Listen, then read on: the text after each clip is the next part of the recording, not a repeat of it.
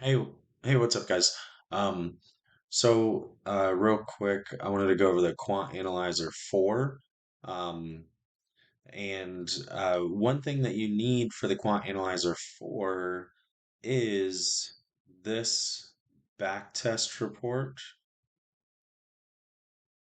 Yep, sorry. This backtest report, which I think I said incorrectly when we met earlier this morning. You need to right click, report, and HTML file, and then save that as whatever you want to save it as. As you can see here, I've already got these HTML files saved. Okay. But that's it. You just need the HTML file version of that. Um, and then you're going to open up Quant Analyzer. This is exactly what it looks like when you open it up. I've done nothing. And make sure I'm clicked on Simple Strategies down here. I'm going to come up here. I'm going to click Load Report. Screen likes to pop up on a different monitor. And I'm gonna find my HTML files. Okay, so wherever you keep all of your stuff, uh, just know where to find it. Um, Mine is right there. And I'm gonna highlight all of them and click OK. On this screen, you've got your initial deposit. I have a 50K account, so that's what I'm using. I make sure single result is clicked. And I'm going to click this box that says use the same settings for all other strategies. I click continue, continue, continue, continue, and done. So if I wanted to look at one of these HTML files or one of these bots for one of the days, that's what this is, okay? But what I'm going to do is I'm going to come over here, I'm going to select all, I'm going to click create portfolio. And now it's switched me over to the portfolios tab. Now, if I want to, I can rename this 50K, okay, or whatever. Sorry, I didn't mean to yell that at you in all caps. But what I'm going to do is double click on the blue net profit, and you'll see it brought it up over here. Okay. Um, and that's it. That's all there is to it. Okay. Um, Easy peasy.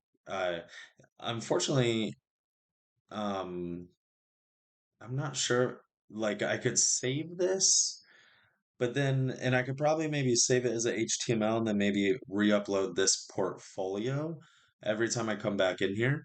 But if I were to exit out of this screen right now, it doesn't like save my work, you know? Um, Maybe it does. I just haven't figured that out. Um, but now we can actually talk about and look at this stuff. So all this is pretty cool, right? It tells you the profit over the months, um, and it gives you your winning percentage, 60%. It gives you your percent drawdown, 0.58%. So uh, we were talking about this earlier, and let me see if I can pull this up. Um, so as you can see right here, my drawdowns are 2.8%, 2.3, 1.75, 3.69, 2.3, and all of those combined in timeline order gives me a max drawdown of 0.58. So I think that is pretty freaking awesome.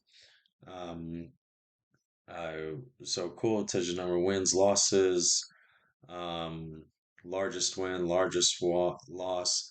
Average consecutive wins is 2.17 in timeline order. That's fantastic to know. Average consecutive loss is 1.6 or 1.46. So, um, something to consider there. I do still like this sheet, um, because if my um, Tesla orb on Monday loses more than 2 Mondays consecutively, then I can take a look at that one individually. If my Tuesday NDX loses more than 4 times consecutively on Tuesdays, so it would have to lose every Tuesday for a month, and then a fifth time, then I could take a look at that. This one, I don't know if you guys noticed this freaking awesome thing. Consecutive wins 11, consecutive losses 1. So fantastic. Uh, but you can um, consider these average wins and losses as well. I don't know. I'd have a hard time overreacting if I got a third loss in a row.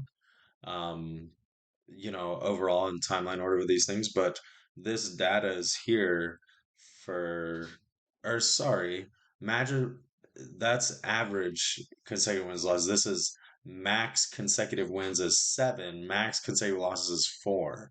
That's cool to know. So my strategy as a whole overall, maybe if I got that fifth consecutive loss, then I could start considering changing the entire strategy, or maybe use this to kind of beat that to the punch, weed things in and out as you go, um, sort of thing. Um, so that is fantastic. List of trades. Um, this is really cool because it automatically puts all these trades in timeline order. What I've done is I've came in here and I've amended view one, because I wanted to see drawdown by timeline a little more closely.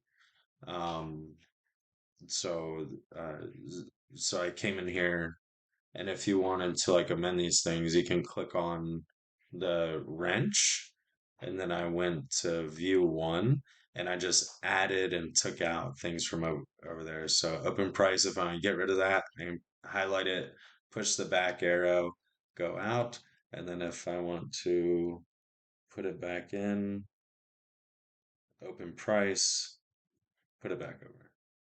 Okay. Um, and so that's that. Uh, gives you your equity chart. So this is really cool. Shows equity going straight up. I really figured out how you can zoom in on this in an effective manner, because like stuff just disappeared. Don't know where it went. Don't know how to find it. Um, so I haven't really figured that out. I guess that zooms in a little bit. This is your legend down here.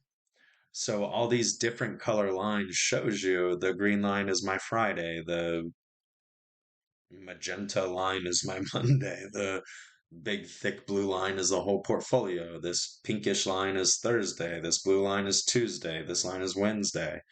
Um, you can, what I found is you can right click on this and save it as a picture, and then open it up and zoom in on it as a picture. Um, and that could be helpful. I haven't played with any of this stuff though. So this is a drawdown button. I just did something. Hope I didn't break it. Um, oh, there you go. It shows you your drawdown. Okay. Um, so that's a consideration because this would kind of insinuate that the drawdown does reach like 1.5%, um, which is different than the 0.58. So uh, I don't read too much into stuff like that because I like to keep things simple, and both of those are fine. So that's just what I, it's how I am. Um, you got some more buttons over here with pretty colors that I know nothing about. And then the cool thing is the Monte Carlo analysis that John did go over in his video. And I don't know if I have to be clicked on this thing or not, but I just click this checkbox and then click run. And now it gives me a whole bunch of cool stuff. So results with confidence levels. So this gives me a 95% confidence level, looking into the future, as like a little prediction there. Max drawdown went up to 1.09%. Um, consecutive losses, consecutive losing orders it goes up to seven. Um, uh, and so if we look at the Monte Carlo chart, these are all the different possibilities. It's like if you if any of you guys live in like Florida or South Carolina, like a coastal state, this is like the spaghetti chart we get when it's like a hurricane's coming to your area and you could die, and these are your chances. You're like, okay, great. This means nothing to me. Um, uh, so that's what that is. Risk of ruin. This kind of pops up. It says get pro version and just say cancel. This could tell you risk of ruin. Over here, this says zero on everything. I feel like that's pretty awesome. Um, predict, verify, cancel. Uh, so this right here says best case scenario is I'm up uh, another 10 grand. Is on a 50K account. So that's another 20%. I feel like that's pretty cool. Worst case scenario is I lose $122. Fine. That sounds awesome. I don't like not making any money, but losing 122 bucks, I've definitely spent more money on stupider stuff, that's for sure. Um, so that's that, guys. And this is as far as I've really looked into it, is the analyze button. And the Monte Carlo analysis. So I'm sure a lot of folks could dig much deeper than that. Um, but I figured I'd make this hopefully um, make something short, sweet, and simple. If that's what this was. Anyway, thanks.